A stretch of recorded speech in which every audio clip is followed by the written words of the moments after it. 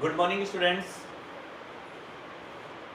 हमने इससे प्रीवियस जो हमारा टॉपिक था वो था फ्रेमिंग क्वेश्चन। हमने किसी भी सेंटेंस से कोई भी सेंटेंस था उसका क्वेश्चन बनाना सीखा था।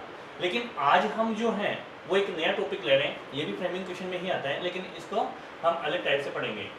इसे हम कहते हैं टेग क्वेश्चन और टेल क्वेश्चन भी कहा जाता है, क्योंकि ये सेंटेंस के एंड में लगता है। अब इसको बनाने के जो रूल्स हैं वो किस टाइप से हम इसको बनाएंगे, तो उन रूल्स के बारे में हम पढ़ेंगे। तो जब टेग क्वेश्चन बनाते हैं हम किसी भी सेंटेंस का, अगर हमें टेग क्वेश्चन बनाना है तो उसके लिए हम तीन चीज़ देखते हैं। तीन चीज़ देखने का मतलब कि उस सेंटेंस के अंदर सबसे पहले हम देखेंगे कि हेल्पिंग वर्ब आ रही है या नहीं आ रही। अगर उस सेंटेंस में हेल्पिंग वर्ब आती है तो हम उसका टेग क्वेश्चन हेल्पिंग वर्ब से बनाते हैं। और अगर हेल्पिंग वर्ब कहीं नहीं आ रही, आपको नहीं उसमें मिलती है, तो आपको उसमें मिलेगा मॉडल। और अगर हेल्पिंग वर्ब और मॉडल दोनों ही नहीं आते हैं तो आपको उसमें देखना है मेन वर्ब, कि उस सेंटेंस के अंदर मेन वर्ब क्या आ रही है। इन तीनों में से आपको एक चीज देखनी है। मेन वर्ब आपको हेल्पिंग वर्ब के साथ में मिलेगी, मॉडल के साथ में मिलेगी, लेकिन आपको मेन वर्ब का यूज तभी करना है जब ये दोनों सेंटेंस से एब्सेंट हो। इनकी एब्सेंस में ही हम मेन वर्ब का यूज करते हैं।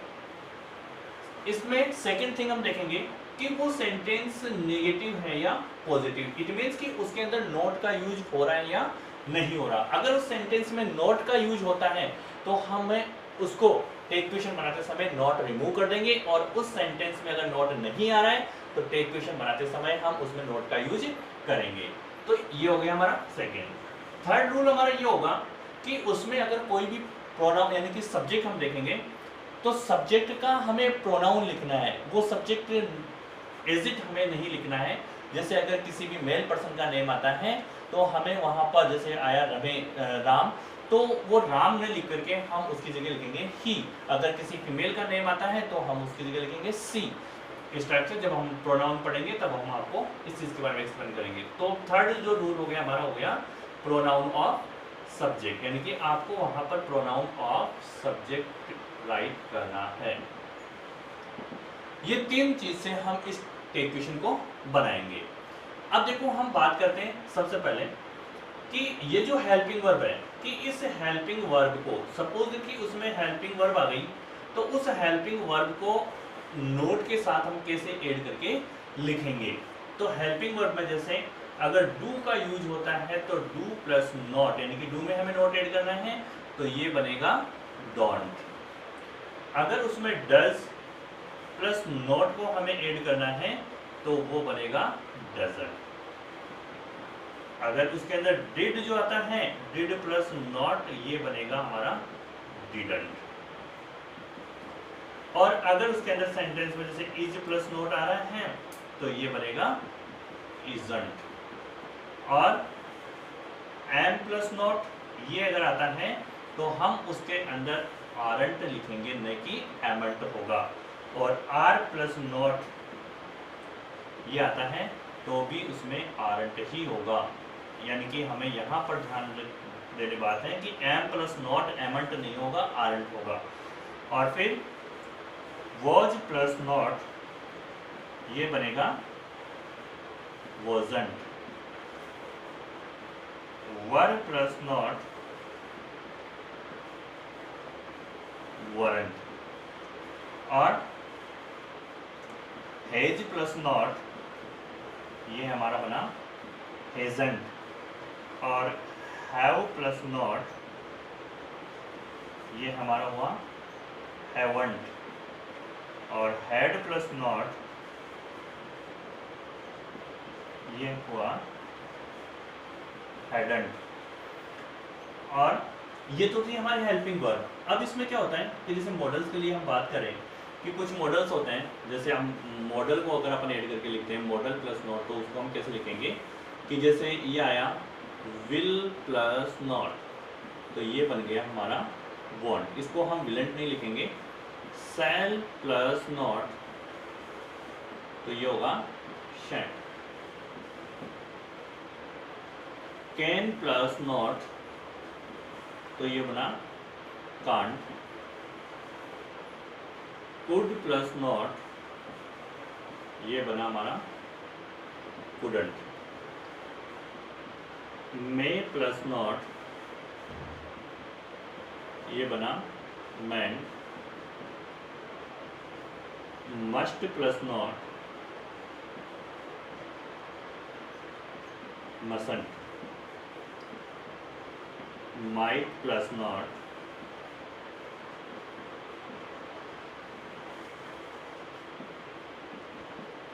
mightn't, और should प्लस नॉट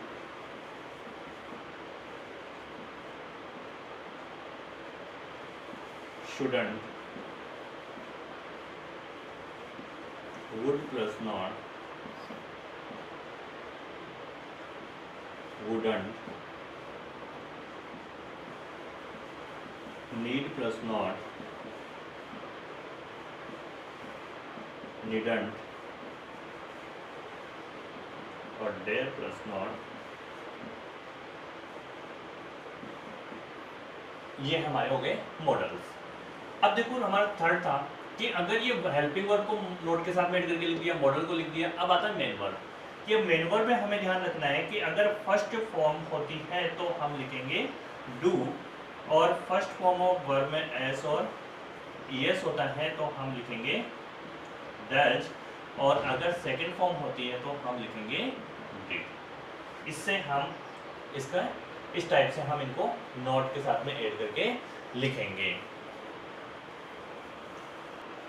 अब देखो हम इसका सेकंड देखेंगे कि नोट, तो वो तो था हमारा फर्स्ट रूल नंबर फर्स्ट। अब इसमें देखेंगे सेकंड नोट, कि कोई जरूरी नहीं होता कि उसमें नोट का ही यूज हो, कुछ ऐसे वर्ड भी होते हैं जो नोट को शो करते हैं। जैसे हम बात करें नेगेटिव वर्ड्स, नेगेटिव वर्ड्स जिसके अंदर no, not, none, never, nobody,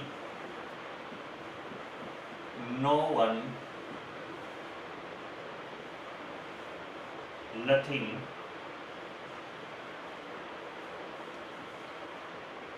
little, few, hardly, seldom, ये सब क्या होते हैं? नेगेटिव वर्ड्स होते हैं। ये सारे के सारे नेगेटिव वर्ड्स हैं और ये नोट को शो करते हैं। अगर ये वर्ड आते हैं, सपोज कि नोट नहीं है, लिटिल आ जाए, फ्यू आ जाए, हार्डली आ जाए, तो हम इनको नोट यानी कि नेगेटिव वर्ड ही मानेंगे और इनको जब हम इक्वेशन बनाएंगे तो नोट का यूज नहीं करेंगे। फिर इसके लिए एक नोट है, वो नोट ये है कि जैसे इसमें मैंने लिटिल और फ्यू बताया, अगर इसके साथ में ए का यूज होता है, ए लिटिल और ए फ्यू, ये क्या होता है? पॉजिटिव वर्ड्स होते हैं, पॉजिटिव वर्ड्स होते हैं। और पॉजिटिव वर्ड्स होते हैं तो हम इनका जब इक्वेशन बनाएंगे तो नेगेटिव में हमें बनाते हैं। फिर हम बात करें रूल नंबर थर्ड की, और रूल नंबर थर्ड है प्रोनाउन ऑफ सब्जेक्ट।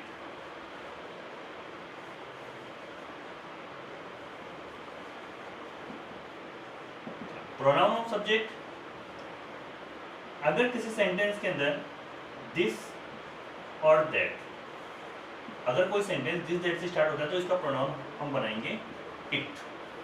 अगर उसमें दीज और दोज तो हम बनाएंगे उसका दे। अगर किसी भी वर्ड के पीछे वन या बॉडी, जैसे someone, somebody, anyone, anybody, everyone, everybody,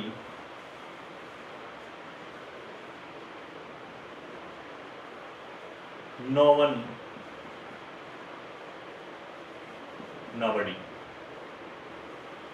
ये अगर दिए हुए होते हैं तो आपको उसमें इसका जो प्रोनाउन होगा वो बनेगा दे। ये इस टाइप से इसका बनाना है।